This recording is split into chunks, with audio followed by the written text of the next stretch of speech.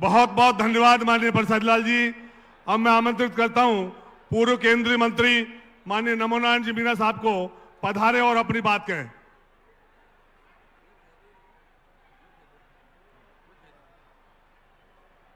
भाई अभी ये स्टाफ का हेलीकॉप्टर है, सोनिया गांधी उनका प्रियंका गांधी जी का आने वाला है। अभी ये स्टाफ का हेलीकॉप्टर है, आने वाला है थोड़ी देर में।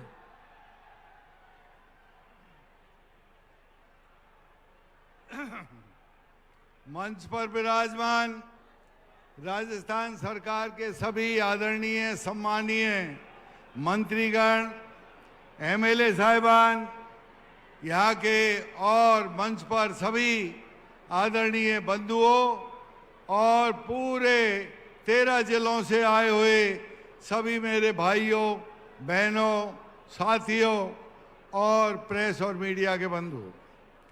देखिए साथियों, पश्चिमी राजस्थान में सिंचाई के लिए और पेयजल के लिए राजस्थान सरकार ने आज से 50 साल 40 साल पहले राजस्थान कैनाल आई थी। अब जलवायु परिवर्तन हो रहा है, पूर्वी राजस्थान में बारिश कम होने लग गई है। सारे हमारे तालाब, तलैया और बांध खाली रहने लग गए, फसलें होना बंद हो गया है, पेयजल की समस्या हो गई है। इसलिए राजस्थान सरकार ने पूरी जो हमारा पानी बह करके चंबल में जाता है, चंबल की सहायक नदियों में जाता है, चाहे आपकी बाणगंगा हो, चाहे आपकी गंभीरी हो, बनास हो, मोरेल हो, चंबल हो, काली सिंध हो, पार्वती, परवन, मेज, ऐसी 11 नदियां हैं पूर्वी राजस्थान में जिनका पानी बह करके और चंबल के मार्फत जमुना में जाता है, जमुना जी गंगा जी में जाती है और गंगा जी बंगाल की खाड़ी में जाती है। तो सारा पानी बह के चला जाता है। अब आवश्यकता ये हो गई है कि पश्चिमी राजस्थान की जैसे कैनाल है जो बागड़ा डैम से निकलती है, पंजाब में होकर के गंगानगर, हनुमानगढ़, बीकानेर, जैसलमेर और बाड़मेर तक पहुंच गई। इसी प्रकार एक बड़ी नहर पूर्वी राजस्थान में भी निकले।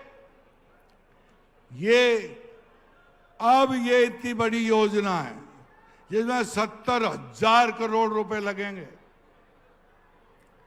हमारी मांग है, राजस्थान गवर्नमेंट की मांग है, अशोक जी गहलोत की मांग, कांग्रेस की मांग है कि इसको राष्ट्रीय परियोजना घोषित की जाए ताकि 90% पैसा केंद्र सरकार दे और 10% पैसा राजस्थान सरकार दे।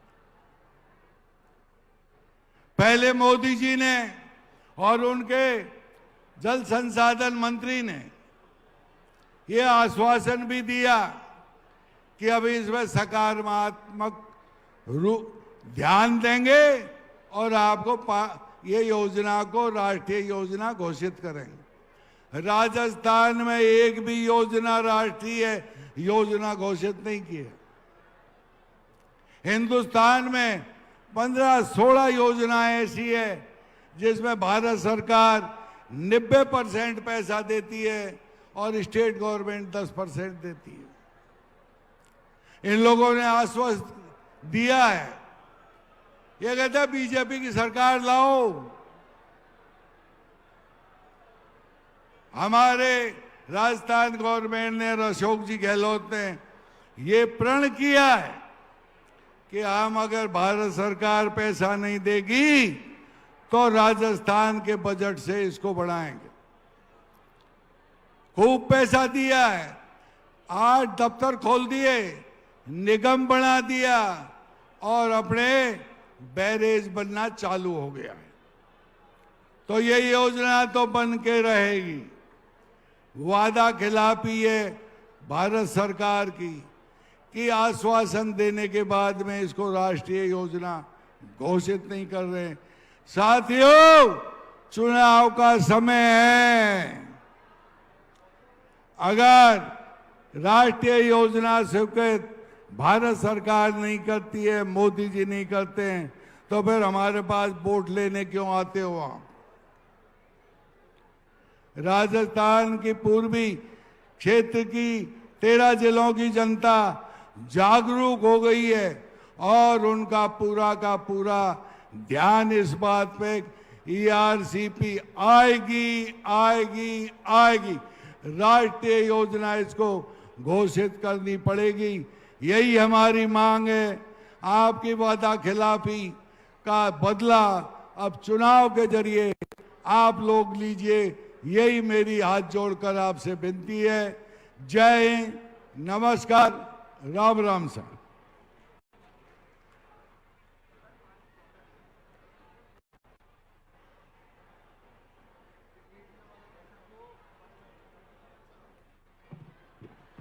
बहुत बहुत धन्यवाद माननीय नमो नारायण जी।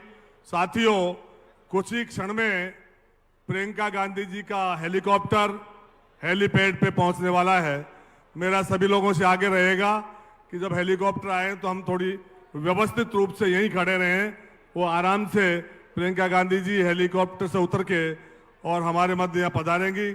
तो मेरा आपसे सबसे आगे रहेगा कि जो ही प्रियंका गांधी जी आए तो तालियों की गड़गड़ाहट के साथ इस दौसा की धरती पर प्रियंका गांधी जी का हम स्वागत करें।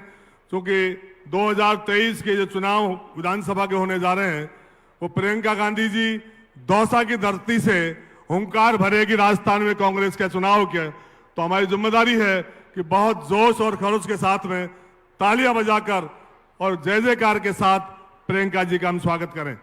अब मैं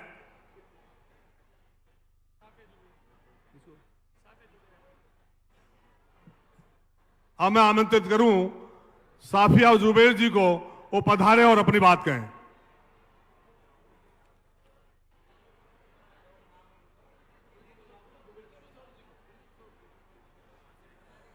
मैं आमंत्रित करता हूं पूर्व मंत्री माननीय ब्रिज किशोर जी शर्मा साहब को, वो पधारे और अपनी बात कहें।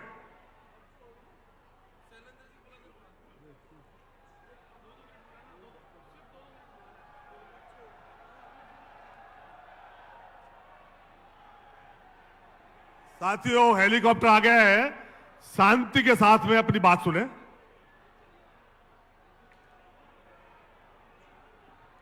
सम्मानित मंच,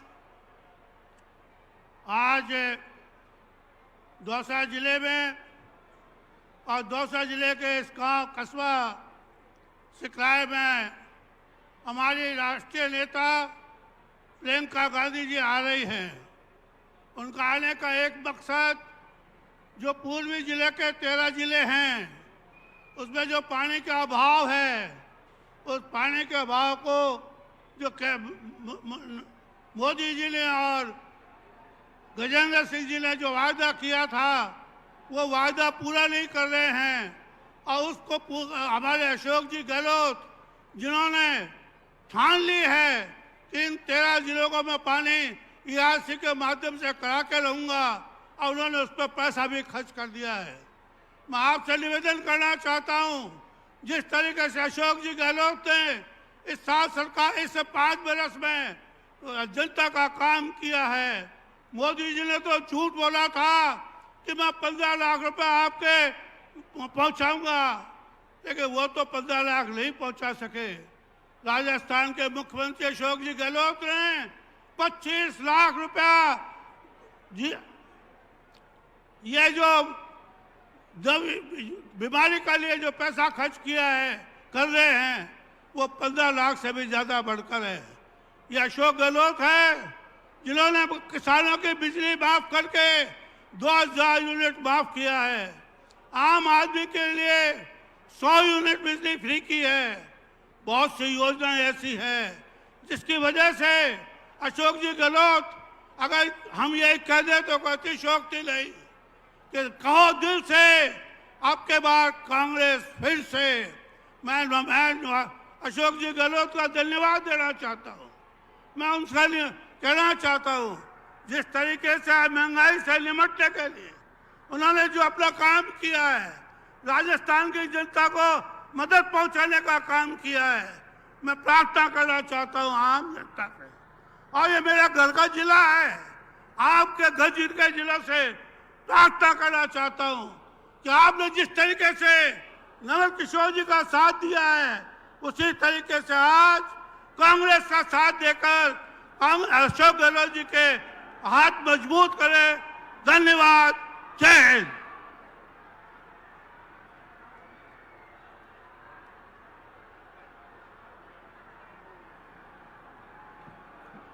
बहुत बहुत धन्यवाद ब्रज किशोर जी साहब। साथियों, जिनकी हमें उम्मीद थी, आशा थी, बहुत जल्दी ही माननीय प्रियंका गांधी जी हमारे बीच में पहुंच रही है। साथियों, 13 जिलों की जो आवाज पाने के लिए थी, प्रियंका गांधी जी ने दौसा को चुना और दौसा से वो पानी के लिए हुंकार भरेंगी, केंद्र सरकार को चेतावनी देगी कि पानी की 13 जिलों की मांग ये पूरी की जाए। उसके लिए हमारा हाथ माननीय प्रियंका गांधी जी के साथ है। हम सभी जो ही प्रियंका गांधी जी हमारे बीच में आएंगी, तालियों की गड़गड़ाहट के साथ हम स्वागत करेंगे। उनके साथ जो नेता आ रहे हैं, माननीय अशोक गहलोत जी, माननीय सचिन पायलट जी, माननीय डोटासरा जी, माननीय रंधावा जी और हमारे स्थानीय सारे नेता लोग उनके साथ में हेलीपैड पर पधार चुके हैं और उनका स्वागत करके हमारे बीच में लाएंगे। ये हमारे सौभाग्य की बात है कि प्रियंका गांधी जी ने पहली बार जो प्रोग्राम राजस्थान में चुनाव का बनाया, वो पहली बार ही दौसा जिले का बनाया। इसलिए मैं तहे दिल से जिला कांग्रेस कमेटी की ओर से, आपकी ओर से हमारे नेताओं का बहुत धन्यवाद अदा करता हूं कि उन्होंने प्रियंका गांधी जी को जो प्रोग्राम दौसा जिले का रखा। साथियों, 2023 विधानसभा का जो चुनाव का आगाज हुआ है, उस आगाज को दौसा जिले से शुरू किया जा रहा है। केंद्र सरकार की जो नीतियां हैं, ईआरसीपी की जो मांग रही, उसको केंद्र सरकार जिस प्रकार से राष्ट्रीय प्रोजेक्ट घोषित नहीं कर रही, तानाशाही तरीके से वो लोगों की बात चल रही है। प्रधानमंत्री नरेंद्र मोदी जी 2 बार राजस्थान आते हैं, आश्वासन देते हैं और चले जाते हैं। उसके बावजूद भी आज तक ईआरसीपी को राष्ट्रीय प्रोजेक्ट घोषित नहीं किया, जबकि राजस्थान सरकार ने अपने दोनों बजटों में उस प्रोजेक्ट के लिए अपनी राशि घोषित की है और ये घोषणा की है यदि केंद्र सरकार इसको राष्ट्रीय परियोजना घोषित नहीं करेगी तो राजस्थान सरकार अपने स्तर पर भी इसको बनाने की कोशिश करेगी। लेकिन साथियों, राष्ट्रीय प्रोजेक्ट यदि घोषित होता है तो बहुत जल्दी ही ये योजना लागू हो जाएगी और ये इस देश में ये जो स्थिति पानी की हो रही है, वो 13 जिलों में भी पानी की यही स्थितियां हैं। अगर यही हालात रही तो हम देख रहे हैं अब पानी की सिंचाई की व्यवस्था तो खराब हो ही रही है, पीने के पानी की हालात भी खराब हो रही है। हालांकि दौसा जिले के लिए जो एक प्रोजेक्ट सरकार ने लागू किया है, हमारे स्थानीय नेताओं ने जो उसमें मदद की है, ईसरजा प्रोजेक्ट की, उसके द्वारा पीने का पानी गांव-गांव पहुंच रहा है। लेकिन सिंचाई के लिए और पीने के लिए 13 जिलों की जो स्थितियां हैं, वो स्थिति ईआरसीपी से ही पूरी होगी। तो मैं मांग करूंगा मंच के माध्यम से केंद्र सरकार से कि वो चेते और ईआरसीपी को राष्ट्रीय प्रोजेक्ट घोषित करे। और मैं निवेदन करूंगा, चूंकि अब आचार संहिता लग चुकी है, ये कुछ नहीं कर सकते, तो बोर्ड के द्वारा हमें दिखाना है केंद्र सरकार को 13 जिले के लोग सिर्फ ईआरसीपी की योजना चाहते हैं। साथियों, हमारे नेता पधार चुके हैं, मैं कुछ नारे लगवाऊंगा, आप जोर से नारे लगाकर नेताओं का स्वागत करेंगे। चूंकि 2023 का जो विधानसभा चुनाव है, वो एक राजस्थान की और हिंदुस्तान की किस्मत तय करेगा। कांग्रेस पार्टी राजस्थान में जीते, 2024 में कांग्रेस पार्टी दिल्ली में जीते, तभी हम देश का भला कर पाएंगे, हम समाज का भला कर पाएंगे, हम अपने लोगों का भला करा पाएंगे। अब मैं निवेदन कर रहा हूं कि माननीय प्रियंका गांधी जी हमारे बीच में पधार रही है। मैं नारा लगवाऊंगा, जोर से आवाज दे के नारा लगाएं, दिल्ली तक आवाज जानी चाहिए। प्रियंका गांधी, प्रियंका गांधी, प्रियंका गांधी, प्रियंका जी तुम संघर्ष करो, प्रियंका जी संघर्ष करो,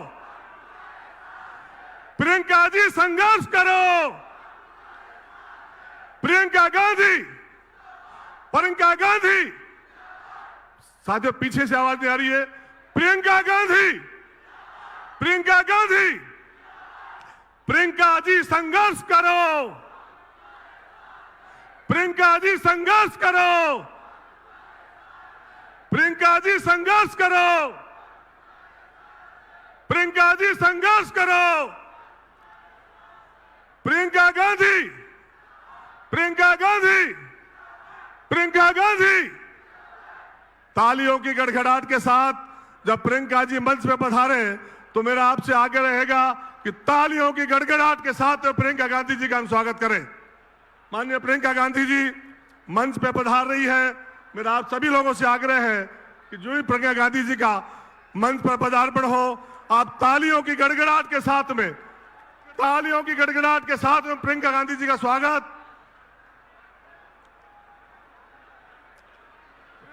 प्रियंका गांधी, प्रियंका गांधी, प्रियंका गांधी।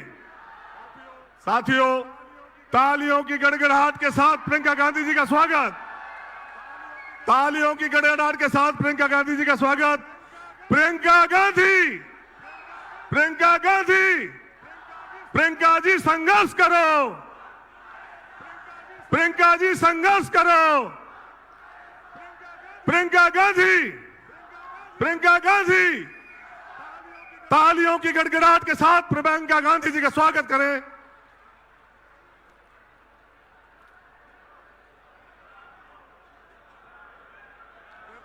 कृपया मेरा आपसे आग्रह है कि अपने स्थान पर बैठे। मेरा सभी से आग्रह है कि कृपया माताएं बहनें भी विराजें। महिलाएं से मेरा आग्रह है कि कृपया अपने स्थान पर विराजना कष्ट करें। कृपया सभी से आग्रह है कि अपने स्थान पर विराज जाएं। आप सभी से आग्रह अपने स्थान पर विराजे हैं। अब मैं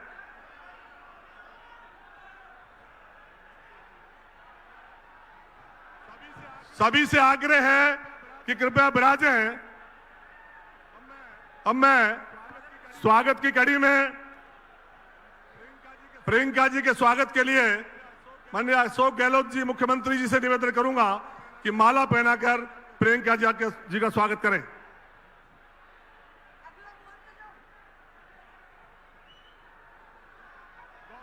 दौसा की शान पीली लुगड़ी जो राजस्थान की शान है और हिंदुस्तान में पीली लुगड़ी पसंद है।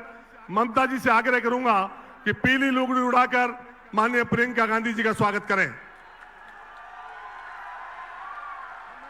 अब मैं हमारे राजस्थान के प्रभारी माननीय सुखजिंदर सिंह रंधावा जी से निवेदन करूंगा कि स्मृति चिन्ह भेंट करके प्रियंका जी का स्वागत करें। गोविंद सिंह जी डोटासरा पीसी सीप से आग्रह है कि वो घोटा प्रस्तुत कर स्वागत करें। मेहंदीपुर बालाजी का घोटा प्रस्तुत करें। अरे साफा ले जाओ, साफा सचिन पायलट जी। अब मैं आग्रह करूंगा अशोक गहलोत जी के स्वागत के लिए परसादी लाल जी मीणा मंत्री और सीताराम मीणा प्रधान बसवा पधारे और माला और साफा के द्वारा अशोक गहलोत जी का स्वागत करें।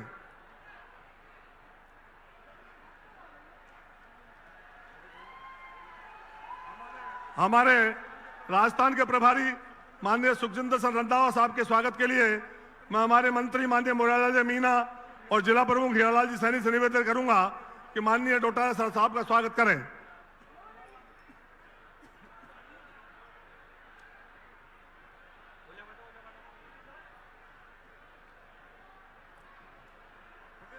प्रदेश कांग्रेस कमेटी के अध्यक्ष माननीय गोविंद सिंह डोटासरा साहब के स्वागत के लिए मैं आमंत्रित करता हूं श्री जीआर जी खटाना विधायक और खेमराज मीणा ब्लॉक अध्यक्ष सिकराय।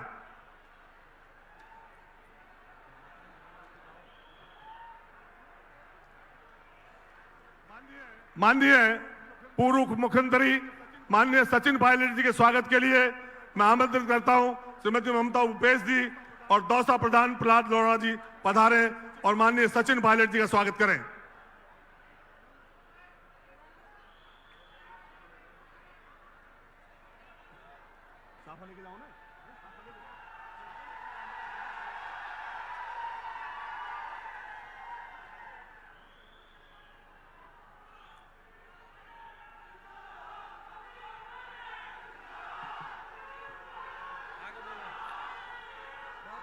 बहुत बहुत धन्यवाद।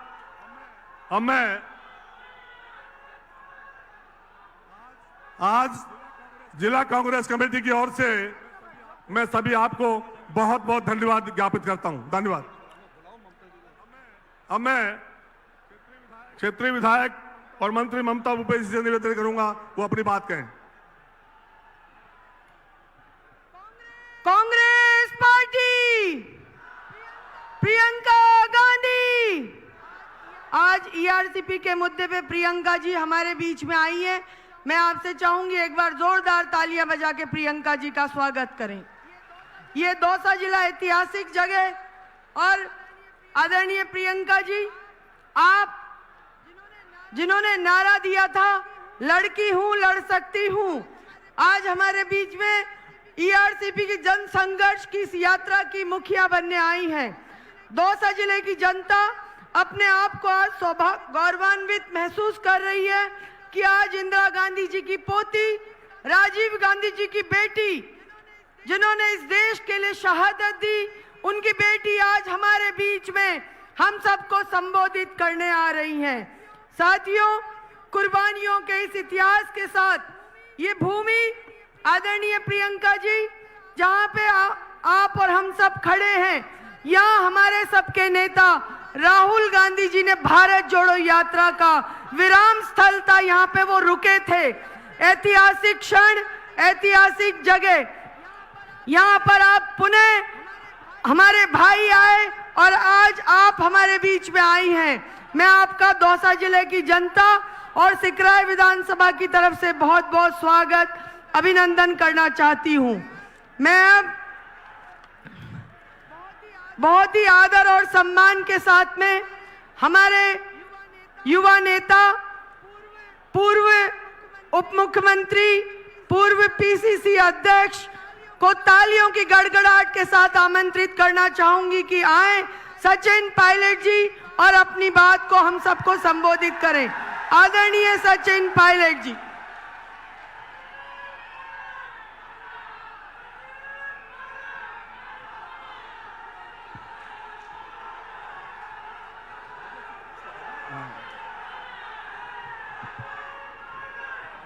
आदरणीय प्रियंका गांधी जी,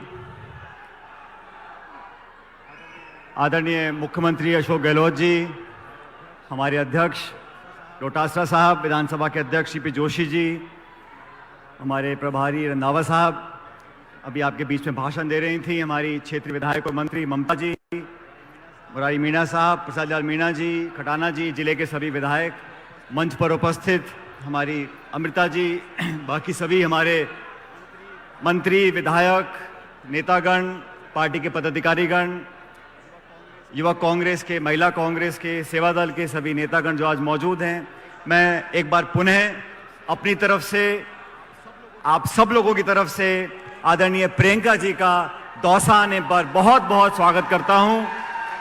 प्रियंका जी आज यहां पर आई हैं हमको संदेश देने के लिए, और राजस्थान के अंदर जो चुनाव होने वाले हैं, किन मुद्दों पर हम आगे बढ़ रहे हैं, हमारी पार्टी की सोच क्या है और किन मुद्दों को लेकर हमारी पार्टी, हमारा संगठन आने वाले चुनाव को जीतने जा रहा है, किन मुद्दों को रेखांकित करना है, इस पर आदरणीय प्रियंका जी हमारी आपको अपनी बात बताएंगी। साथियों, ये सिकराय विधानसभा क्षेत्र, ये दौसा जिला, ये पूरा इलाका, यहाँ के क्षेत्र के लोगों ने हमेशा से कांग्रेस पार्टी का साथ दिया है, और कांग्रेस पार्टी ने जो विकास, प्रगति, लोगों की देखरेख, 36 कौमों को प्यार और प्रेम देकर आगे बढ़ाने का काम किया है। मुझे गर्व है कि इस जिले से यहाँ का सांसद मैं आपके बीच में रहा हूं और आपने हमेशा, हमारे हाथ की पहचान है, इस हाथ की पहचान को आपने हमेशा बरकरार रखा और हमेशा वोट और समर्थन देकर हमको ताकत दी है। प्रियंका जी, आज यहां पर हमारी सरकार है, केंद्र में भाजपा की सरकार है। इस पूरे 12-13 जिलों के अंदर जो हमारी ईआरसीपी की योजना थी, जो भाजपा के काल में बनी थी, इन 5 सालों में हमारी सरकार ने उस पर काम किया है। लेकिन यहाँ के लोगों को, यहाँ की जनता को, यहाँ कर विशेष रूप से किसानों को जो दिक्कतों का सामना करना पड़ रहा है, वो सिर्फ इसलिए करना पड़ रहा है कि केंद्र की सरकार भेदभाव की भावना से काम कर रही है। केंद्र की सरकार में 25 के 25 मंत्री भाजपा के हैं, पूर्ण बहुमत की सरकार है। प्रधानमंत्री मोदी जी ने अजमेर में आकर राजस्थान में एक नहीं 2 बार कहा था कि ईआरसीपी की परियोजना को हम राष्ट्रीय परियोजना घोषित करेंगे। अब उनके मंत्री और सांसद की सरकार, सिर्फ कांग्रेस की सरकार यहां पर है, इसलिए हमारे किसानों के साथ भेदभाव कर रहे हैं। इसरदा की योजना हो, पानी की परियोजना हो, पेयजल की परियोजना हो, हमारी सरकार ने बहुत अच्छा काम इस क्षेत्र में किया है। और अभी भी जो डीपीआर बना है उसमें इस क्षेत्र के अगर कोई गांव पंचायत रह गए हैं, हमारी सरकार दोबारा बनेगी, उन गांव पंचायतों को डीपीआर में हम शामिल करवाएंगे ईआरसीपी की। इस बात को मैं आपको आश्वासन देना चाहता हूं। 4 प्रदेशों में चुनाव है, मध्य प्रदेश में, छत्तीसगढ़ में, तेलंगाना में। अभी प्रियंका जी और आदरणीय राहुल गांधी जी तेलंगाना में थे एक दिन पहले। वहां पर सब लोग मान चुके हैं कि कांग्रेस की लहर चल रही है। प्रचंड बहुमत के साथ हम तेलंगाना में सरकार बनाने जा रहे हैं, मध्य प्रदेश में बनाएंगे, छत्तीसगढ़ में रिपीट करेंगे। और राजस्थान के अंदर जो 30 साल की परिपाटी होती आई है कि 5 साल बीजेपी और 5 साल कांग्रेस, इस परिपाटी को तोड़ना पड़ेगा बहनों भाइयों। इस काम को आप लोग कर सकते हो, दौसा जिला कर सकता है, सिकराय के लोग कर सकते हैं। और आप लोगों पर मैं ऐसा मानता हूं कि मेरा एक विशेष अधिकार है। इस क्षेत्र के लोगों ने, इस जिले के लोगों ने, हर कौम, बिरादरी, धर्म के लोगों ने हमेशा हमको विशेष आशीर्वाद दिया है। स्वर्गीय पायलट साहब यहां से 5-6 बार सांसद रहे, रमा जी नहीं, मैं भी यहां पर आपका बीच सांसद रहा। और मुझे याद है प्रियंका जी, मैं पहली बार यहां चुनाव लड़ने आया 2004 में, मेरी चुनावी सभा थी। सोनिया गांधी जी विशेष रूप से यहां पर आई थी, दौसा कॉलेज में हमारी सभा थी। उनकी सभा से जो आशीर्वाद हमको मिला, मुझको मिला, मैं मात्र 26 साल की उम्र में यहां से सांसद बनकर गया था। मैं आज इस मौके पर सोनिया जी का भी और क्षेत्र की जनता का बहुत धन्यवाद करना चाहता हूं, क्योंकि दौसा की पहचान आज देश भर में कांग्रेस के एक मजबूत गढ़ के नाम से हो गई है। और आप लोगों का श्रेय जाता है, इसलिए आपकी जिम्मेदारी बढ़ गई है, आपका दायित्व बढ़ गया है। पूरा देश देख रहा है कि राजस्थान की जनता किस करवट बदलेगी। जब मुश्किल समय आता है, आप लोगों ने मुझे और हम सबको आशीर्वाद दिया, प्यार दिया। जब दिक्कत का समय आया, अच्छे समय में, खुशियों में सब शामिल होते हैं, लेकिन दुख, परेशानी, कठिनाई में सिर्फ अपने शामिल होते हैं। और यहाँ का जो संबंध है इस मिट्टी का, यहाँ के लोगों का, वो इस जीवन में तो टूटने वाला नहीं है, और मैं तो अगले में नहीं टूटने दूंगा, मैं आपको वादा कर जाता हूं। और आज प्रियंका जी हमारे बीच में आई हैं, राहुल गांधी जी हमारे बीच में यात्रा कर गए थे। इस क्षेत्र के जनता ने हमेशा कांग्रेस पार्टी को मदद करी है, ताकत दी है। हम लोगों ने बढ़िया काम किया है।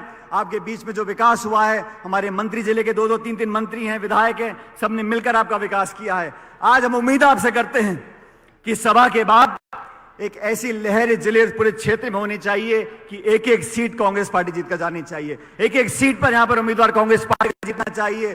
किसी का अगर कोई मनभेद है भी, छोटा मोटा मनमुटाव, उसको भूल जाओ। और जैसा राहुल गांधी जी बोल रहे हैं, नफरत की दुकान में, नफरत के बाजार में मोहब्बत की दुकान खोलनी है। अब तो मोहब्बत की चर्चा कल भी हो गई, आज भी हम लोग कर रहे हैं। मोहब्बत आपस में जोड़नी है, सब लोगों को साथ लेकर चलना है। और प्रियंका जी, आपके हर बार राजस्थान पर आने से कांग्रेस का वोट लगातार बढ़ता जा रहा है। भाजपा के लोग चिंतित हैं, परेशान हैं, घबराए हुए हैं, समझ में नहीं आ रहा किसको कहां पर टिकट दें। वो सब लोग जानते हैं कि इस बार कांग्रेस मजबूती से चुनाव लड़ रही है, सब एकता से चुनाव लड़ेंगे। और भाजपा की झूठ और पाखंड की राजनीति को समाप्त करने का जो क्षण आएगा, वो 25 नवंबर को जब वोट पड़ेंगे, एक एक वोट कांग्रेस पार्टी को मिले, ताकि भारी बहुमत के साथ राजस्थान में हम इतिहास कायम करें और कांग्रेस पार्टी की सरकार बनाएं।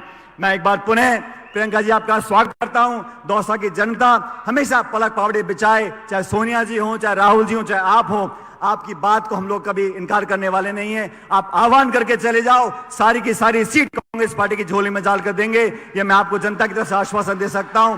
आप सब इतनी भारी तादाद में आए, आपका धन्यवाद करता हूं। और एक बार, क्योंकि यहाँ ये पूरा देश देख ले, पूरा प्रदेश देख ले, राजस्थान की जनता, दौसा की जनता कांग्रेस पार्टी के साथ है। जोरदार नारा लगाना, हाथ खड़े करके दोनों, Congress party, Congress party, Congress party. बहुत बहुत धन्यवाद। जय हिंद, राम राम साहब।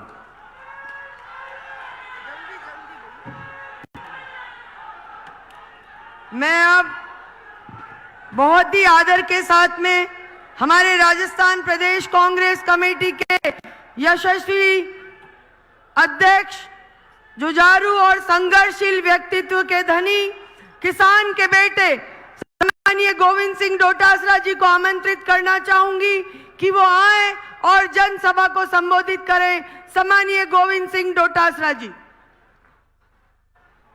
राम राम साहब। आज हमारे लिए बहुत ही सौभाग्य का दिन है कि हमारे बीच में अखिल भारतीय कांग्रेस कमेटी के महासचिव, हमारी नेता आदरणीय प्रियंका गांधी जी आई हैं। हम सब तालियों की गड़गड़ाहट के साथ उनका हार्दिक अभिनंदन करें, स्वागत करें। आदरणीय मुख्यमंत्री अशोक गहलोत जी, आदरणीय हमारे प्रभारी रंधावा साहब, आदरणीय सीपी जोशी जी, आदरणीय हमारे सचिन पायलट साहब, ममता भूपेश जी, तमाम मंत्री, विधायक, संगठन के लोग, हमारे सह प्रभारी राठौड़ साहब, हमारी बहन अमृता धवन जी, तमाम आदरणीय बुजुर्गों, युवा भाइयों, माताओं, बहनों और पत्रकार बंधुओं, आदरणीय प्रियंका जी ने आज आकर के हमारी इस ऐतिहासिक सभा को सफल बनाया।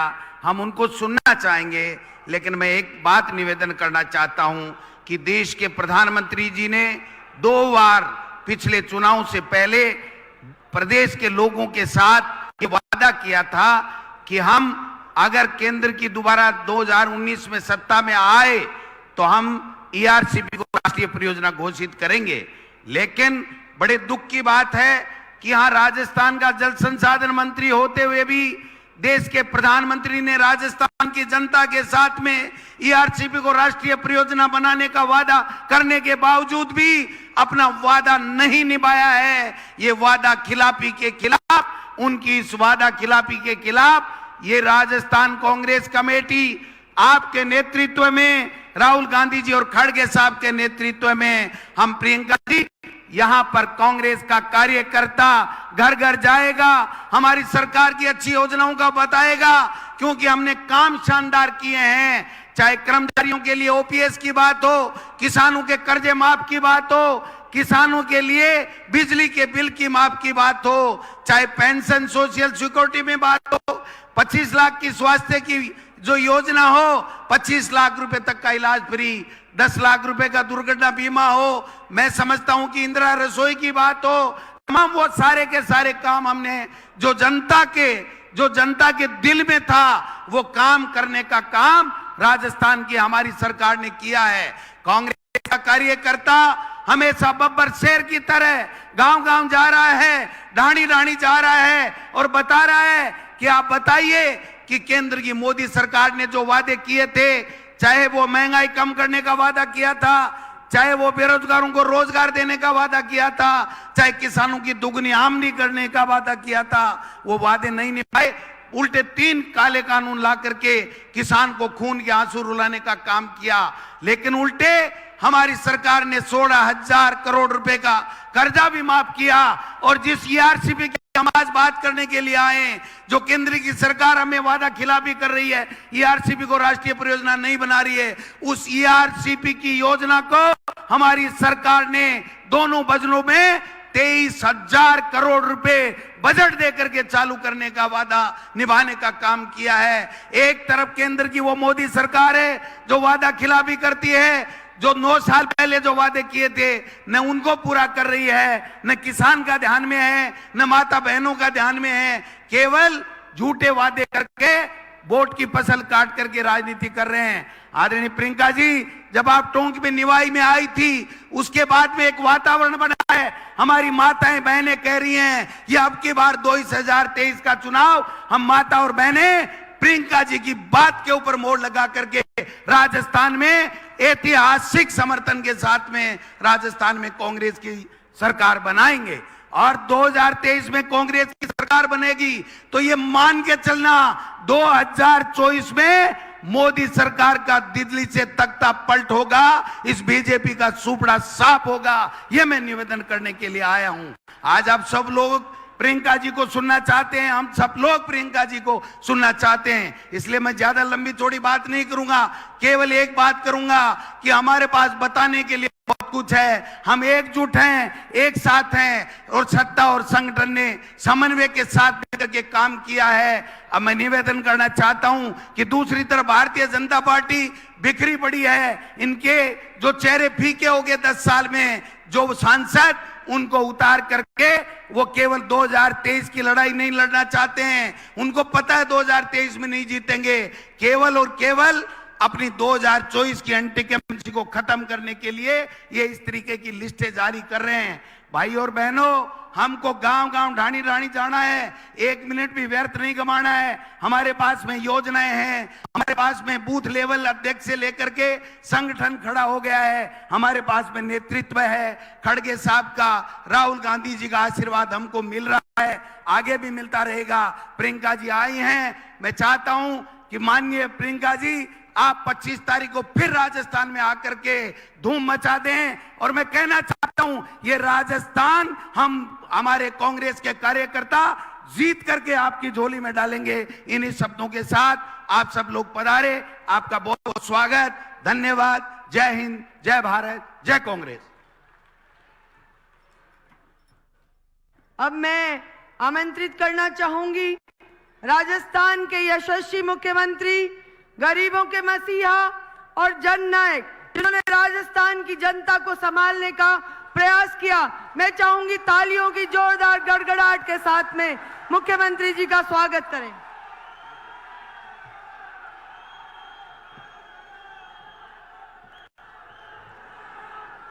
एआईसीसी की महासचिव हमारी नेता प्रियंका गांधी जी, हमारे प्रभारी रंधावा साहब, प्रदेश कांग्रेस के अध्यक्ष गोविंदोत्रा जी, हमारे स्पीकर सीपी जोशी जी, हमारे प्रदेश कांग्रेस पूर्व अध्यक्ष Sachin Pilot ji, chairman campaign committee Govinda Meghwal ji, आपकी लोकप्रिय विधायिका ममता भूपेश जी,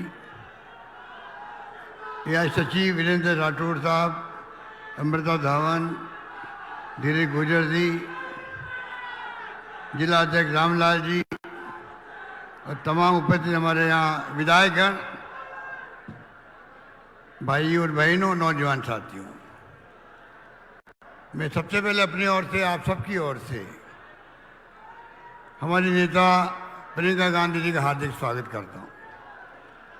मुझे खुशी है दूसरी बार वो अभी निवाई आई थी लगभग 20-25 दिन पहले, और आज सिकराई के अंदर क्षेत्र में आपके बीच में आई हैं। जो आप में उत्साह है, यहाँ पर ये सैलाब उमड़ पड़ा है, इस बात का प्रतीक है कि आपका आशीर्वाद, आपका प्यार, आपकी मोहब्बत, आपका विश्वास हम सबके साथ में है, कांग्रेस के साथ में है। मुझे यकीन है कि जो काम 5 साल किए हैं, मैंने कोई काम नहीं किया। आप सब बैठे हैं, जिले की जनता बैठी हुई है, दौसा की, सिकराई की, जो मांगा मुझसे, चाहे वो मुरारी मीणा जी हो, प्रसादी मीणा जी हो, खटाना जी हो, कोई हो, मैंने किसी विधायक को मना नहीं किया, बल्कि ये कहा तुम मांगते मांगते थक जाओगे और मैं देते नहीं थकूंगा। ऐसा हिंदुस्तान में कहाँ हुआ? हिंदुस्तान में कहाँ हुआ जहाँ आप ये कह रहे हो कि जो मांगते वक्त थक जाओगे आप, ये मांगते वक्त थक गए और मैं देते नहीं थका था, इतिहास गवाह है। दूसरा जिला हमारे पार्टी के अंदर है। दूसरा जिला पार्टी में पानी की समस्या बहुत भयंकर है। दूसरा जिला नया जिला बना था, अभी मैंने जिले बनाए 33 से 53 बना दिए। कुछ लोगों ने उसको लेके आलोचना करी। मैंने कहा जिले बनते हैं, कुछ वक्त लगता है विकास होने के अंदर। 33 के 53 दूसरा जिला बना था, जयपुर अलग हुआ था कोई जमाने में। लोग कहते थे वहाँ क्या है, कुछ नहीं हुआ है। आज देखिए नेशनल हाईवे यहाँ पर है, जिला मुख्यालय में तमाम सुविधाएं हैं, ओवर ब्रिज बन रहे हैं, डिस्ट्रिक्ट हॉस्पिटल बन रहा है, मेडिकल कॉलेज बन रही है। तो आप सोच सकते हो जब जिला बनता है, बच्चा पैदा होता है, थोड़ा वक्त लगता है बड़े होने के अंदर। आज 53 जिले बने राजस्थान के अंदर, जिला मुख्यालय से दूरी कम हो गई, प्रशासन दृष्टि से काम अच्छे होंगे, लोगों को लाभ मिलेगा, तकलीफ नहीं होगी। आप सोच सकते हो इतना बड़ा फैसला हमने किया। हमारे विपक्षी पार्टी के लोग उसको वेलकम करने के बजाय आलोचना करते हैं। इसलिए मैं कहना चाहूँगा, आपके यहाँ देखिए दूसरा बांदीकुई में गर्मियों में 15 दिन पानी नहीं आता, 7 दिन तक 10 दिन लगते हैं। ERCP की बात की गई, वादा खिलाफी हुई हमारे साथ में, धोखा हुआ है जनता के साथ में। मोदी जी ने धोखा किया है। पिछली गवर्नमेंट वसुंधरा जी की थी, तब की योजना है, हम आगे बढ़ा रहे हैं, इसको बंद नहीं कर रहे हैं उनकी तरह। पिछली गवर्नमेंट हमारे कई काम बंद कर दिया, रिफाइनरी बंद कर दी। कीमत थी 38,000 करोड़, सोनिया गांधी जी आई थी, वीरभद्र मोदी जी आए थे केंद्रीय मंत्री, और 72,000 करोड़ की बन गई है। आप बताइए, बंद करने से नुकसान होता है। इस सजा से पानी आ रहा आपके यहाँ, इस सजा से पानी आ रहा। दूसरा जिला टॉप प्रायोरिटी पर है हमारे, 14,000 करोड़ के मैंने काम मंजूर कर दिए हैं दोसा के लिए। पाइपें बिछने लग गई है, काम चल रहा है। सबसे पहले फायदा मिलेगा 13 जिलों में से ERCP का। किसको मिलेगा? दूसरा जिले को मिलेगा। आपको गर्व होना चाहिए, खुशी होनी चाहिए।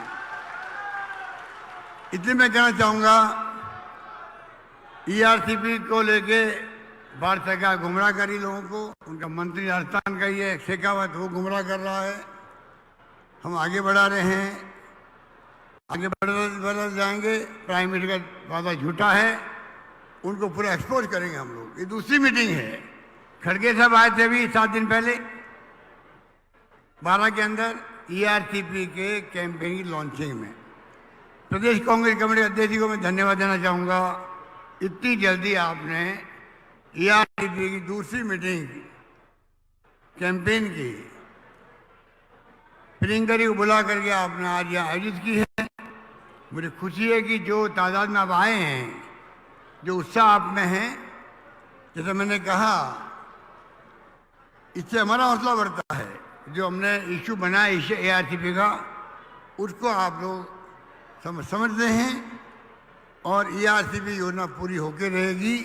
काम जो हमने किए हैं आप सोच सकते हैं, सेंटर सागर, सिनोली, झिलमिल, गेटोलाव, चंद्राना, कालोखा, भंडारी, माधो सागर, निगरामपुरा, दक्षिण सागर, बिनोली सागर, दाऊवार, सिंतोली, ये सब बांध छोड़ दिए थे पहले। अभी हमने इन सब बांधों को जोड़ दिया है। इस बात की आपको खुशी होनी चाहिए जो आपके क्षेत्र के हैं। खड़गे साहब आए ERCP के लिए, और नड्डा साहब आए परसों अभी, BJP अध्यक्ष। एक शब्द काम नहीं लिया ARCP का नड्डा साहब ने।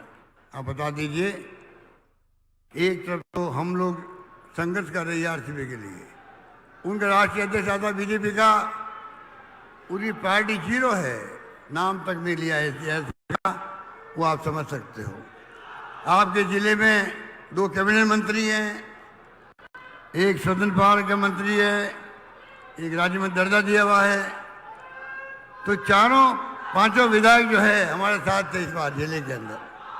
हम चाहेंगे जो मांगा मुझसे चिकराय में कॉलेज खुलना किसे कहते हैं, आज गीजगढ़ में कॉलेज, सिकंदरा में कॉलेज खोली गई, भंडारी में कॉलेज खोली गई, चिकराय में कॉलेज खोली गई, बरावड़ा में कॉलेज खोली गई। 5 कॉलेज खुल जाए 5 साल में, कभी 70 साल में कभी हुआ है?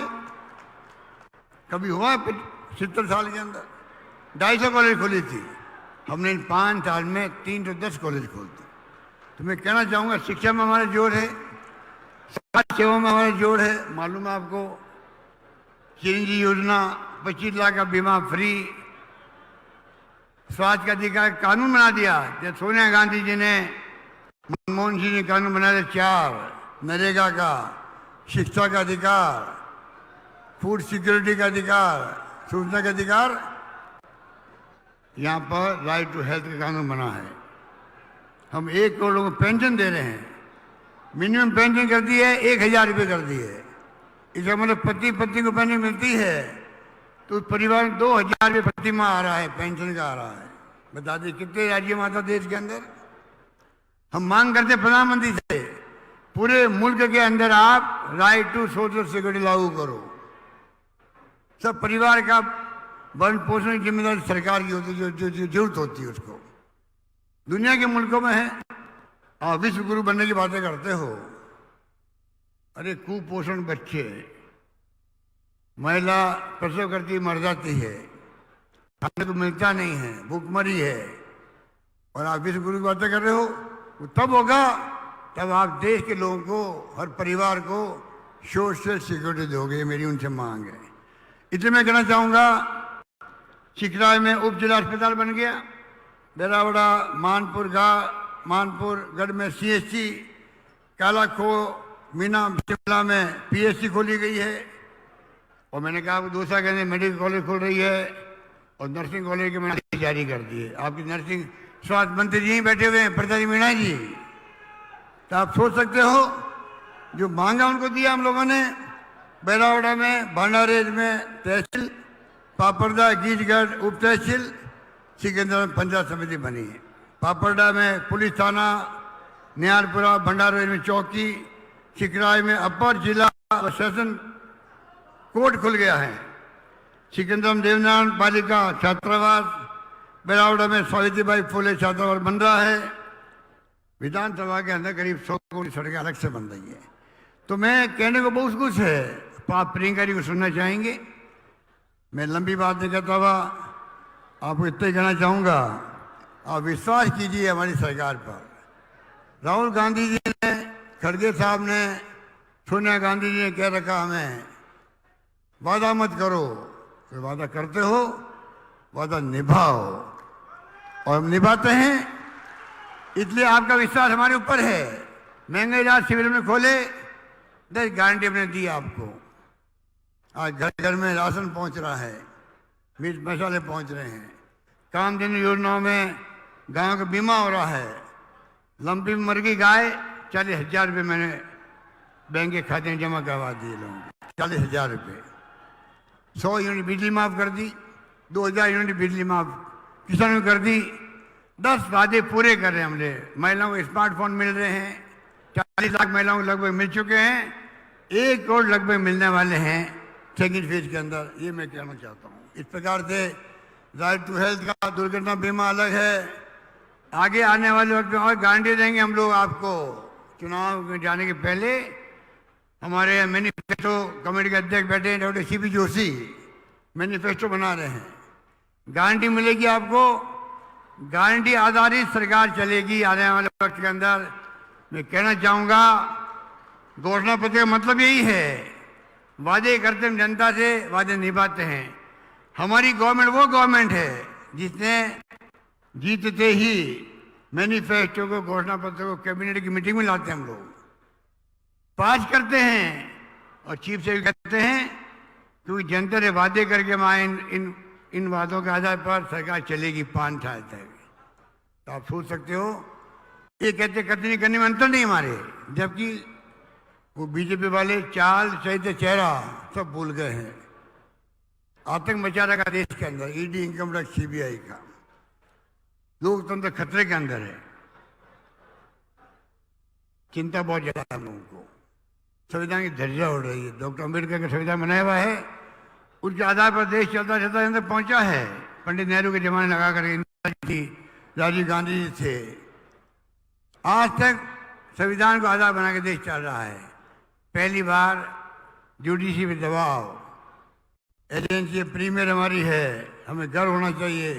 सीबीआई पर, ईडी पर, इनकम टैक्स पर उसका मिसयूज हो रहा है, दबाव पे छापे पड़ते हैं। देश के अंदर जहाँ चुनाव होते हैं, विपक्षी पार्टियों को तंग करने का काम किया जाता है। इलेक्ट्रल बॉन्ड, ये लीगली करप्शन हो गया देश के अंदर। तो कहने की कई बातें हैं, मैं आपको इतना कहना चाहूँगा शॉर्ट के अंदर, कृपा करके अभी सचिन पायलट जी कह रहे थे, उसी प्रकार सारे बातें भूल करके, मतभेद भूल करके, आज देश में लोकतंत्र खतरे में है।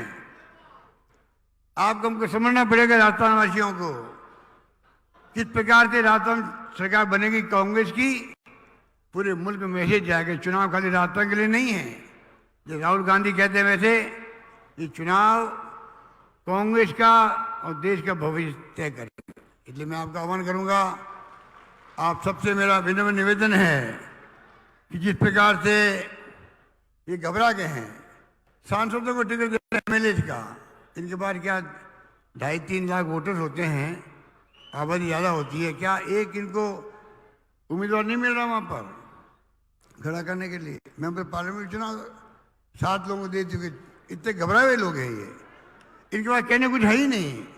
हमारी परफॉर्मेंस के आधार पर चुनाव लड़ेंगे हमारा।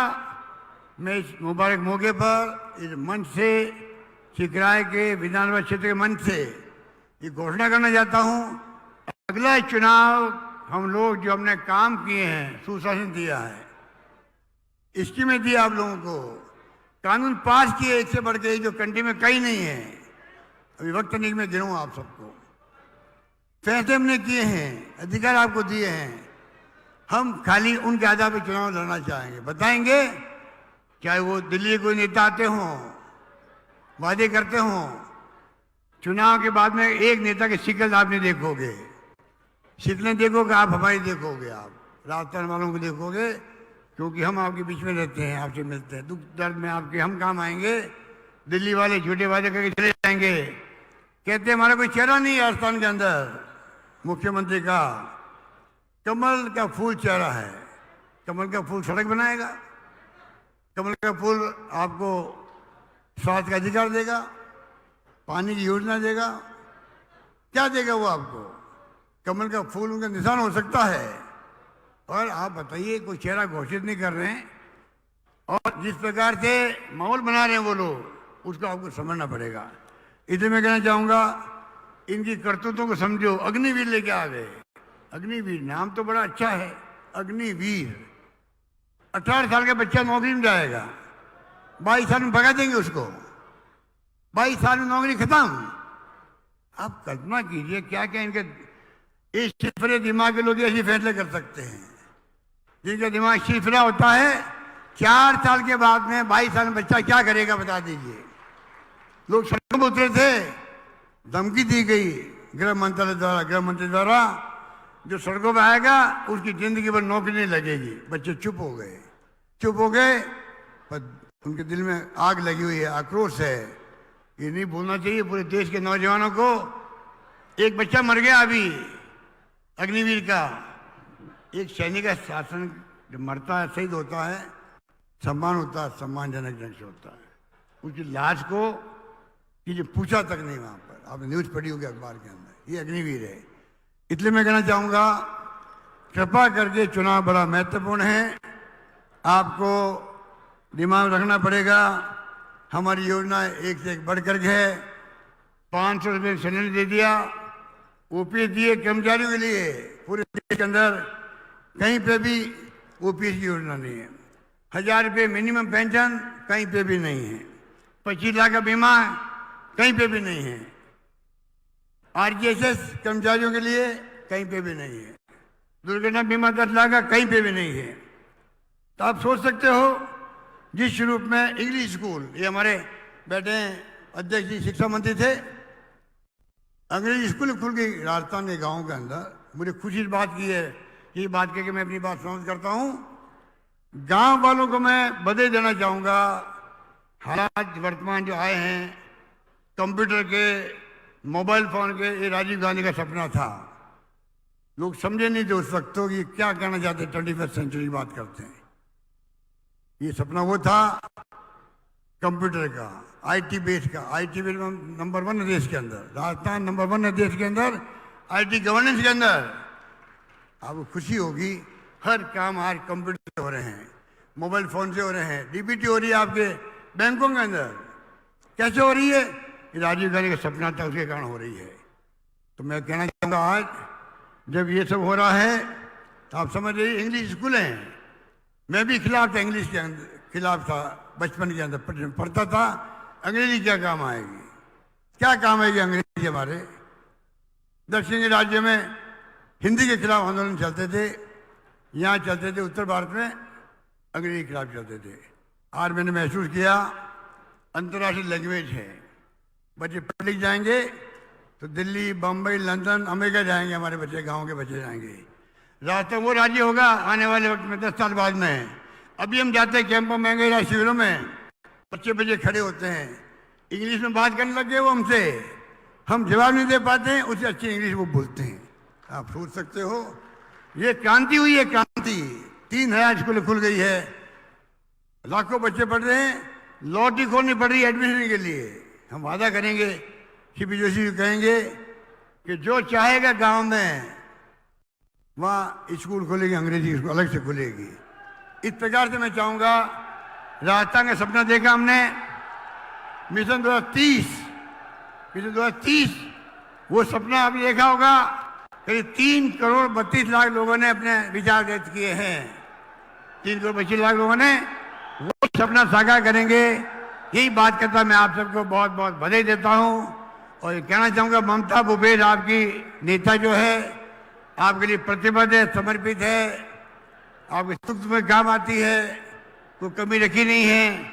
आप चारों पांचों विधायक जो हमारे हैं, इन सबको मैं अपील करूँगा, प्रसादी मीणा जी स्वास्थ्य मंत्री, मुरारी मीणा जी कृषि उप राज्य मंत्री, जया खडाना जी, हुड्डा जी आए नहीं हैं, आप पांचों विधायक को जिता के भेजो। ये मेरी आपसे मानवीय अपील रहेगी। यही बात करता मैं अपनी बात समाप्त करता हूँ। धन्यवाद, जय हिंद। धन्यवाद। धन्यवाद।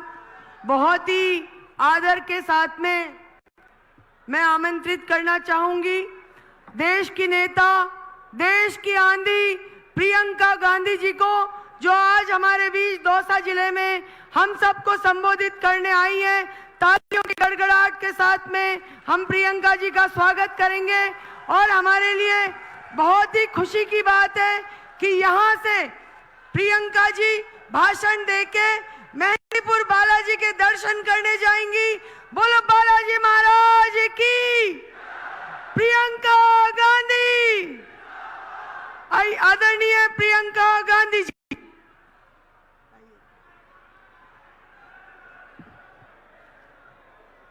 सारा भाइया बहनन को राम राम सा।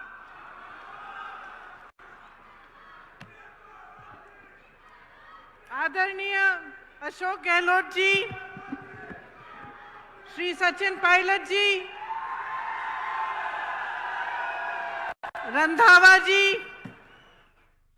गोविंद सिंह दोतासरा जी, श्री सीपी जोशी जी, श्रीमती ममता भूपेश जी, प्रसादी लाल मीणा जी, मुरारी लाल मीणा जी, धीरज गुर्जर जी, जुबैर खान जी, रामजी लाल औध जी, अमृता धवन जी, वीरेंद्र राठौर जी, सभी उपस्थित नेतागण, पार्टी के कार्यकर्तागण, मेरी प्यारी बहनें, मेरे प्यारे भाई, आज मेरे लिए ये बहुत गर्व की बात है कि मैं श्री मेहंदीपुर बालाजी महाराज, पपलाज माता, देवनारायण भगवान जी और मीन भगवान के आशीर्वाद से आपके बीच आई हूं। मुझे ये सुनकर बहुत खुशी हुई कि मेहंदीपुर बालाजी मंदिर यहाँ पास में है, तो यहाँ आते आते मैंने अशोक गहलोत जी से निवेदन किया कि अगर समय है तो हम लोग वहाँ जाएं। तो मैं बहुत खुशी से कहना चाहती हूँ कि पहली बार बहुत इच्छा रही थी मेरी बहुत सालों से कि मैं यहाँ आऊँ, और पहली बार मुझे मौका मिल रहा है। इस मीटिंग के बाद मैं वहाँ ज़रूर जाऊँगी। दौसा ने देश को पंडित नवल किशोर शर्मा जी और राजेश पायलट जी जैसे नेता दिए। आज इस धरती पर खड़े होकर उनको नमन करती हूं। ठहरूं कि बोलूं? बोलती रहूं? रुक जाती।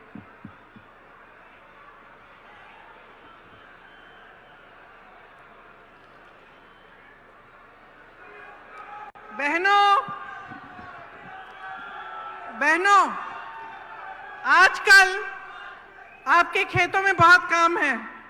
मैं जानती हूं कि आप दिन रात संघर्ष कर रही हैं, दिन रात मेहनत कर रही हैं, फिर भी आप यहां आई हैं, इसके लिए बहुत बहुत धन्यवाद। देखिए, चुनाव चल रहा है। मैं तेलंगाना जा रही हूँ, छत्तीसगढ़, मध्य प्रदेश, राजस्थान, मिजोरम, हर जगह चुनाव है। जहाँ जहाँ मैं जाती हूँ तो उस प्रदेश की जो खासियत है, उस प्रदेश का जो हुनर है, जिसके लिए उस प्रदेश की मजबूती पूरे देश में जानी जाती है, उसके बारे में मैं बात करती हूँ। ये वीरों का प्रदेश है। यहाँ के महापुरुषों ने हमारे देश के लिए बड़े बड़े बलिदान दिए और इस देश की आज़ादी में बहुत भूमिका निभाई। इसी तरह से मध्य प्रदेश में गई तो रानी दुर्गावती जी हैं वहाँ, उन्होंने भी देश के लिए, आज़ादी के लिए संघर्ष किया। और हर प्रदेश में ऐसी कहानियाँ हैं। और सिर्फ महापुरुषों ने नहीं, इस देश के जन जन ने देश को मजबूत बनाने के लिए और देश की आज़ादी के लिए बलिदान दिया है। देश के किसान ने संघर्ष किया है, देश की महिलाओं ने संघर्ष किया है, तभी ये देश आकर यहाँ पहुँचा है जहाँ हम आज हैं। तो जब हम सरकार बनाने की बात करते हैं, चुनाव की बात करते हैं, तो हमें ये सोचना बड़ा ज़रूरी है कि हम सरकार से क्या उम्मीद रखते हैं। ये देश, ये प्रदेश जिसके लिए हम सब मेहनत करते हैं, जिसके लिए हम सब संघर्ष करते हैं, इसकी सरकार हमारे लिए क्या करेगी, ये सोचना बहुत ज़रूरी होता है। आपका जीवन का सफ़र मुश्किल है। मेरी बहनें खेतों में काम करती हैं, घर गृहस्थी को संभालती हैं, बच्चों के परवरिश को देखती हैं। मेरे भाई खेती करते हैं, जो किसान भाई हैं, आपके बच्चे बड़े होकर जवान बनते हैं, सरहद पर देश की सुरक्षा करते हैं। आप इस देश की रीढ़ हैं, इस देश को आपने बनाया है। तो इस जीवन के सफ़र में जो संघर्ष से भरा हुआ है, मुश्किलों से भरा हुआ है, इस सफ़र में आप सरकार से क्या उम्मीद रखते हैं? आप सरकार से ये उम्मीद रखते हैं कि आपकी जीवन की जो मुश्किलें हैं उसे कम करने का प्रयास करे। आप सरकार से ये उम्मीद रखते हैं कि आपके जीवन संघर्ष में आपका साथ दे, जब आपदा आए तो आपको राहत मिले, जो खेती का काम आप कर रहे हैं उसमें आपको सुविधा मिले, जो मेरी बहनें बच्चों के परवरिश कर रही हैं उनको मदद मिले, ताकि आपका भविष्य और आपके बच्चों का भविष्य, जिसके लिए आप दिन रात मेहनत करते हैं, वो उज्जवल हो सकता है। यही उम्मीद रखते हैं ना आप? ये उम्मीद रखते हैं आप सरकार से? तो इस उम्मीद को पूरा करने के लिए, सरकार चलाने के लिए, देश को चलाने के लिए एक सोच और एक समझ की जरूरत होती है। असली नेता जो होता है वो वर्तमान और भविष्य की ओर देखता है, अतीत की ओर देखता नहीं है। अतीत का आदर करता है लेकिन बार बार अतीत की बात नहीं दोहराता।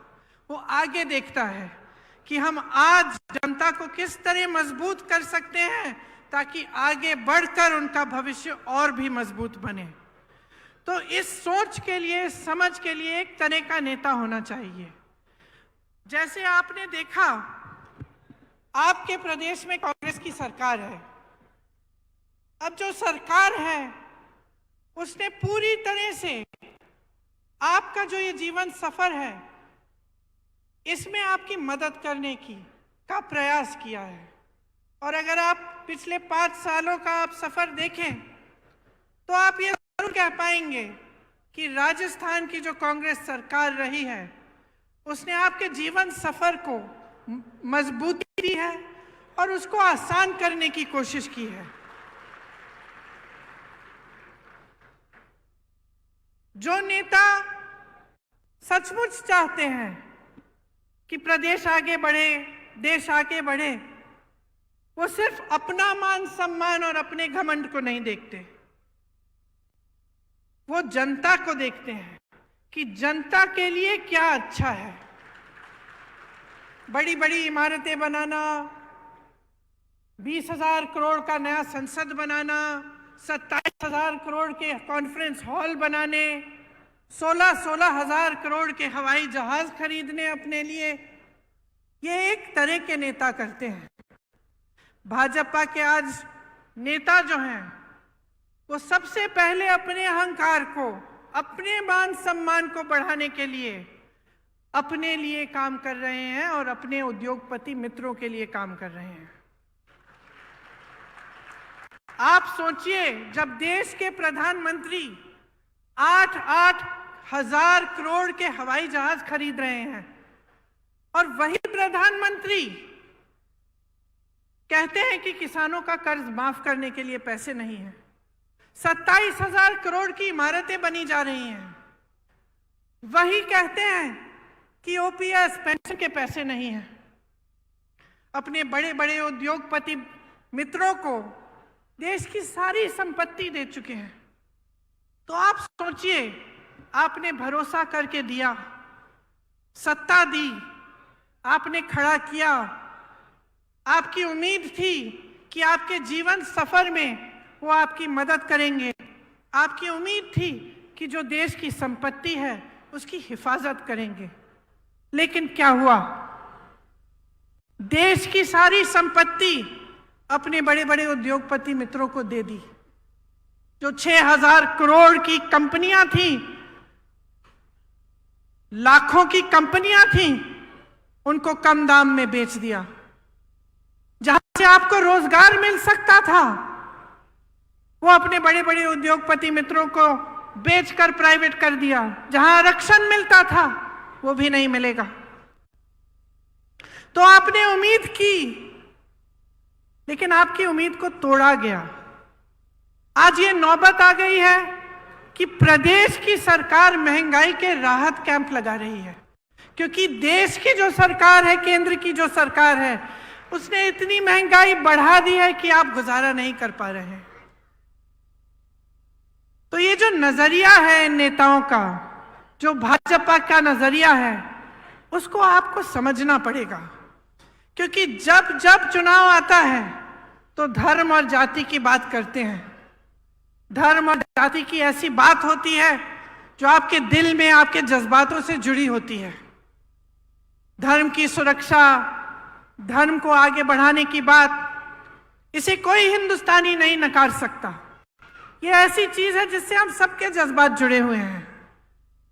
लेकिन आपको ध्यान से समझना पड़ेगा कि ये चुनाव के समय क्यों उठ रही हैं ये बातें, चुनाव के समय ये बातें क्यों करते हैं, और चुनाव के समय आपके विकास की बातें क्यों नहीं की जा रही हैं। चुनाव के समय आपको ये क्यों नहीं बताया जा रहा है कि ये जो ओपीएस पेंशन के पैसे हैं ये आपको क्यों नहीं दे सकते। जब तमाम कांग्रेस की सरकारें प्रदेश के बाद प्रदेश में ओपीएस दे रही हैं तो इनको कौन सी दिक्कत हो रही है, ये सवाल आपको पूछने पड़ेंगे। और आपको अच्छी तरह से समझना पड़ेगा कि ये जो दो तरह की राजनीति हैं जो आज देश में चल रही हैं, इनमें से आपको कौन सी चुननी है। आपको एक ऐसी राजनीति चुननी है जो सिर्फ आपकी जज्बातों की बात करती है चुनाव के समय, लेकिन आपके काम की बात नहीं कर रही है, या आपको एक ऐसी राजनीति चुननी है जो सुबह से शाम तक आपकी काम की बात करे, जो आपके जीवन की मुश्किलों को दूर करने की बात करे। देखिए, अगर जनता का कल्याण होना है तो ऐसी राजनीति से होगा जो सेवा भाव, करुणा भाव और जनता को सर्वोपरि रखने की राजनीति हो। लालच, महत्वाकांक्षा, अहंकार की राजनीति आपको आगे नहीं बढ़ाएगी। इसीलिए जब हमारे प्रधानमंत्री जी यहाँ आकर दुनिया भर की बातें करते हैं, बहुत नकारात्मक बातें भी करते हैं, तो हमें सोचना चाहिए कि ये हमारे लिए सकारात्मक बात क्यों नहीं कर रहे हैं। आपने तो देखा ही होगा, मैंने टीवी पे देखा, पता नहीं सच है कि नहीं, देवनारायण जी के मंदिर में शायद गए थे कुछ समय पहले और एक लिफाफा डाला है। अब मैंने टीवी पे देखा कि 6 महीनों बाद वो प्रधानमंत्री जी द्वारा डाला गया लिफाफा खोला जा रहा है। जनता सोच रही है कि भगवान जाने क्या होगा इस लिफाफे में। देश के इतने बड़े नेता प्रधानमंत्री जी आए थे, वो लिफाफा डाल के गए हैं। लिफाफा खोला, 21 रुपए निकले।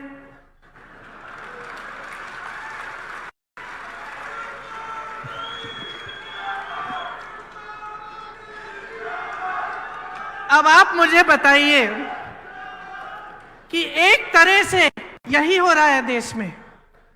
घोषणाएं बड़ी बड़ी मंच पर खड़े होकर कैसे कैसे लिफाफे दिखाए जा रहे हैं आपको, और जब आप उन लिफाफों को खोलते हैं, जब चुनाव खत्म हो जाता है और बारी आती है कि काम करके दिखाओ,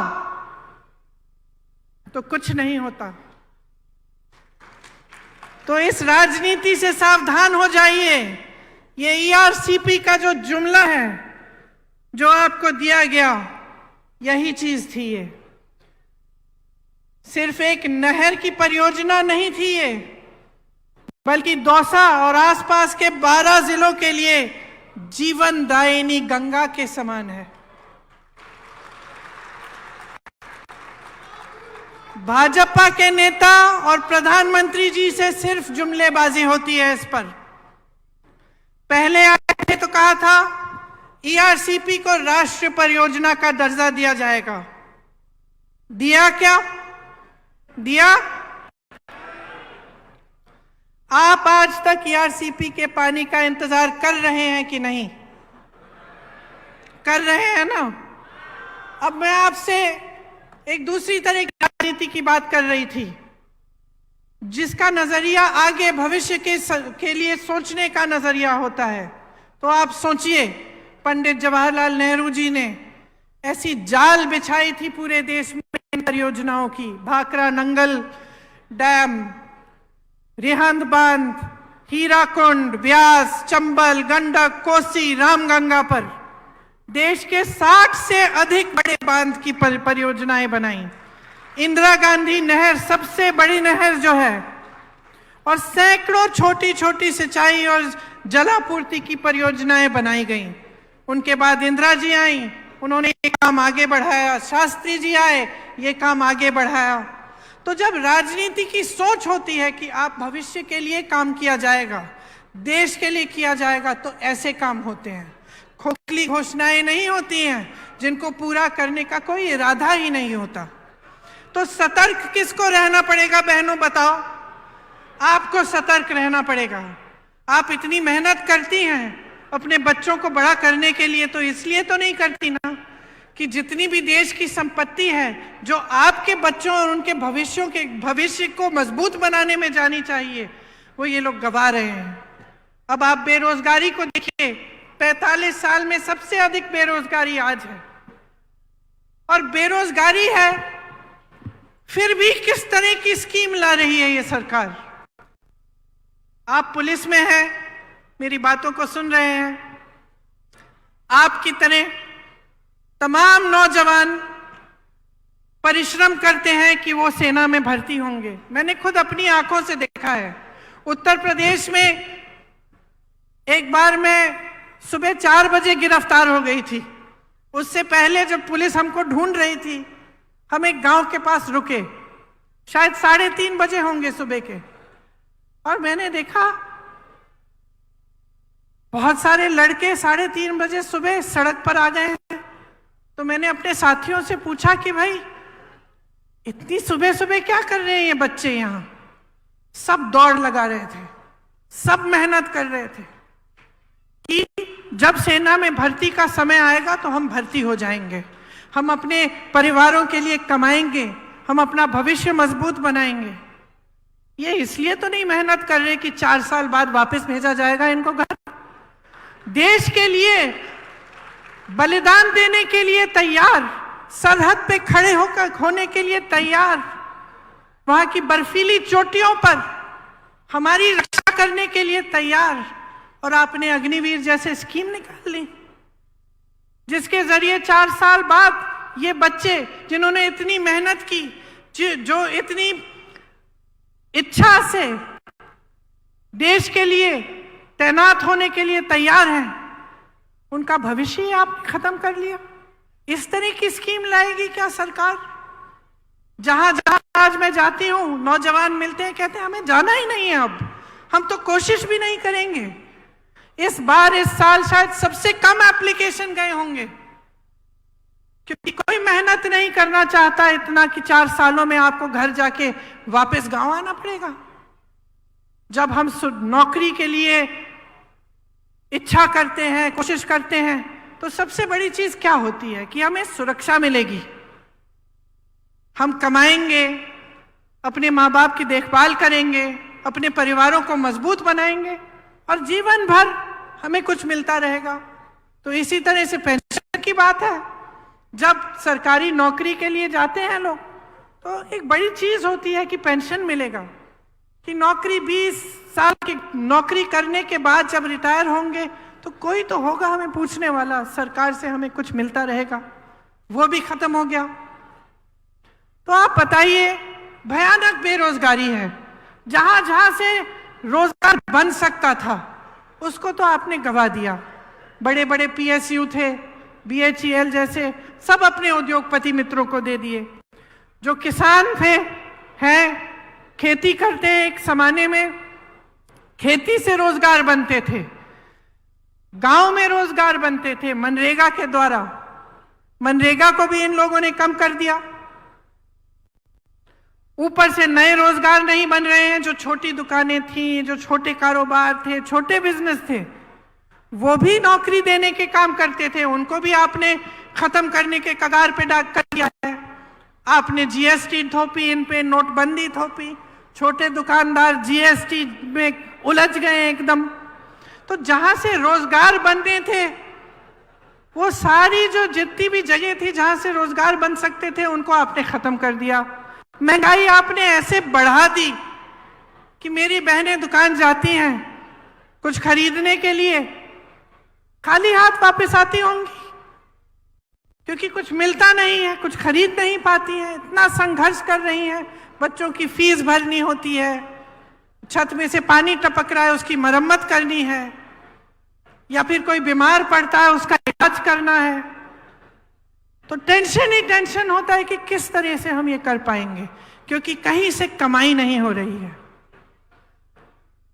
तो अगर ये परिस्थितियां हैं पूरे देश में और हम प्रदेश की सरकार के द्वारा पूरी कोशिश कर रहे हैं कि इन परिस्थितियों से आपको निकाल पाएं, कि हम आपकी मदद कर पाएं, और अशोक गहलोत जी की सरकार है जिसमें तमाम ऐसी स्कीमें आई हैं जिससे आपकी सहायता होती है और आपको इन संघर्षों का सामना करने की मजबूती मिलती है। जैसे यहाँ पे जो बिजली आपको मिलती है वो दूसरे प्रदेशों में ऐसे नहीं है।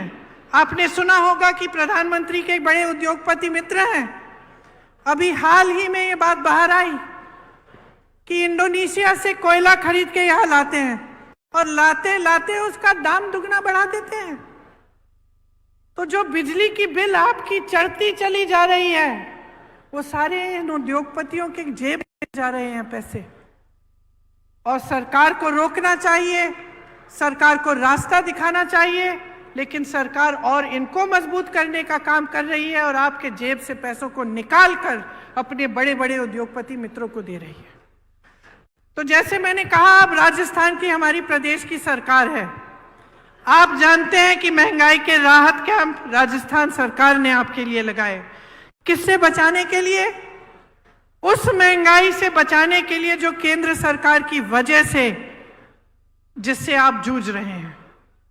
आप जानते हैं कि राजस्थान प्रदेश में, आपके प्रदेश में जो स्वास्थ्य की योजना है, जो स्वास्थ्य के लिए बीमा आपको 25 लाख का जो मुफ्त का इलाज मिल रहा है, ये किसी और प्रदेश में आज तक नहीं है। पहला प्रदेश है।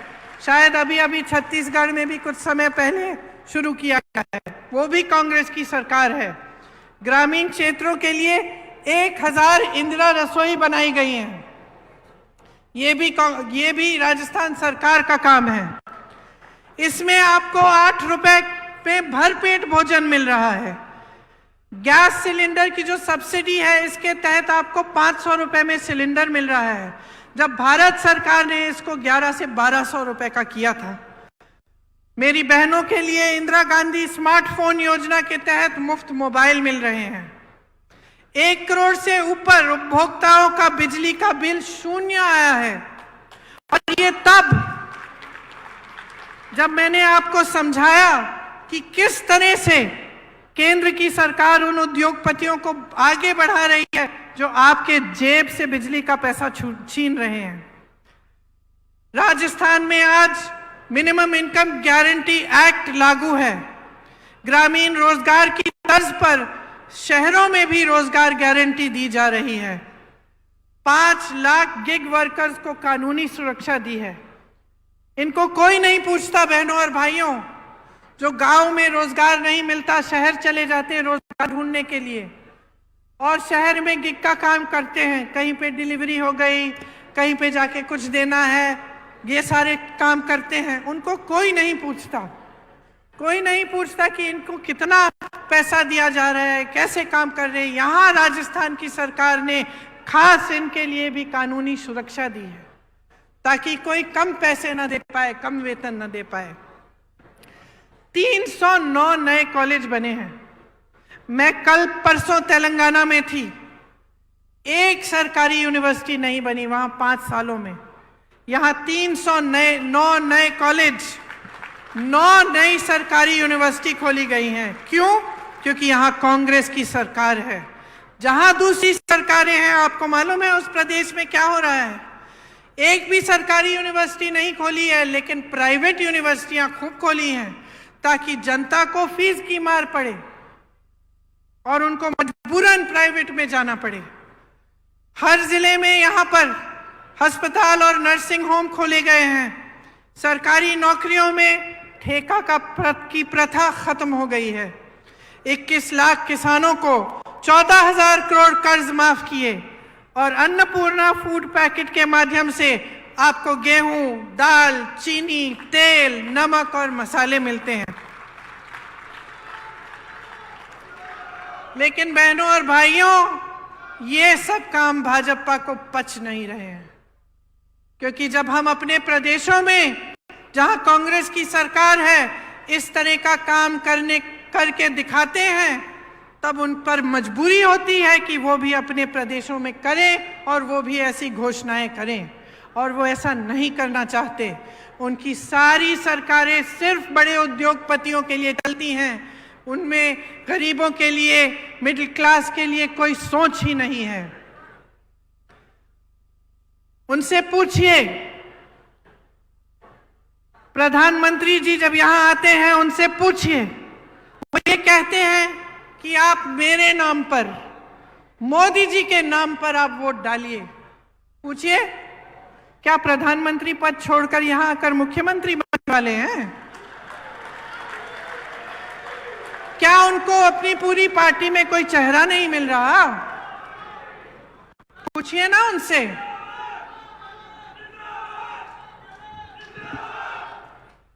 राजस्थान में कितनी योजनाएं दी इन्होंने जब इनकी सरकार थी। ईआरसीपी का जो वादा किया वो क्यों पूरा नहीं किया है अभी तक? बहनों और भाइयों, मसला साफ है। मोदी जी का ध्यान, भाजपा का ध्यान आपकी भलाई पे नहीं है। किस तरह से सत्ता में रहना है, किस तरह से अपने आप को मजबूत करना है, यही है उनका एकमात्र लक्ष्य, और इसी पर उनका ध्यान है। इनकी नीति बन गई है, आप पिछले 10 सालों में देखिए, नीति बन गई है गरीबों से खींचना और बड़े बड़े उद्योगपतियों को सींचना। सोच लीजिए मेरी बहनों और भाइयों, भाजपा की सरकार यहां वापस आएगी तो पुरानी पेंशन खत्म। भाजपा की सरकार वापस आएगी तो सोचिए गैस सिलेंडर का क्या होगा। सोचिए कि आपको जितनी भी राहत मिल रही है उसका क्या होगा। सोचिए क्या आपका मुफ्त में 25 लाख का इलाज हो पाएगा कि नहीं, क्योंकि आपने अनुभव किया है। मैं नहीं कहती हूं कि मेरे कहने पर वोट दीजिए, अपने अनुभव पर दीजिए। आप खुद देखिए कि इस सरकार ने आपके लिए क्या किया। भाजपा आपके बारे में नहीं सोच रही है, वहां स्वार्थ हावी है। सब नेता खुद को मुख्यमंत्री घोषित कर रहे हैं। कहीं की ईंट, कहीं का रोड़ा, भानुमति ने कुनबा जोड़ा, मोदी जी के अहंकार ने कुनबा तोड़ा। आज पूरी पार्टी बिखरी हुई है, एकजुट होने का नामो निशान नहीं है। यहां पूरी पार्टी एकजुट होकर मंच पर बैठी है। राजस्थान का रिवाज बदल डालो। राजस्थान का रिवाज बदल डालो। इस बार दोबारा कांग्रेस को लाओ।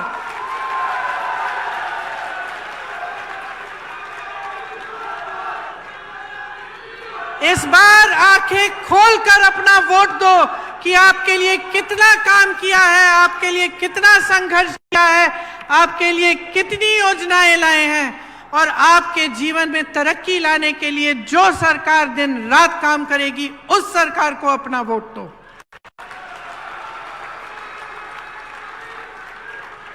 एक तरफ गहलोत जी का अनुभव है, आपके लिए दिन रात एक करने की इच्छा, आपके लिए ऐसी योजनाएं लाने का प्रयास जिससे आपका जीवन सफर सुनहरा हो। दूसरी तरफ सचिन पायलट जी जैसे युवा नेता जो आपके भविष्य की तरफ देखते हुए आपके लिए हर रोज मेहनत करते हैं।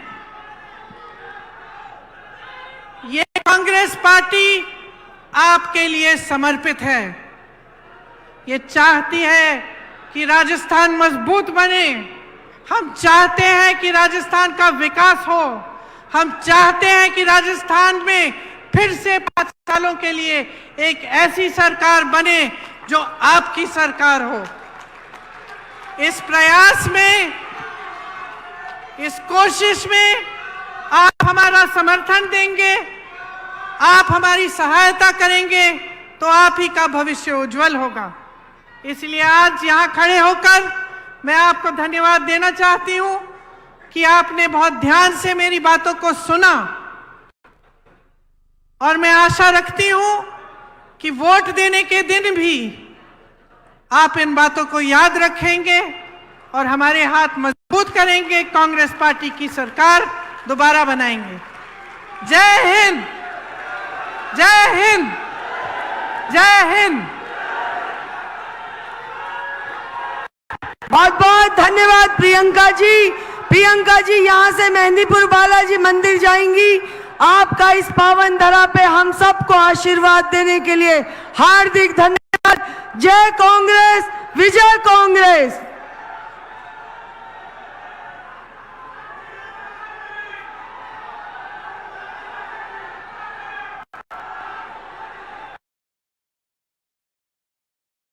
साथियों, लंबे समय तक सरकारों में स्किल डेवलपमेंट को लेकर ना वैसी गंभीरता थी और ना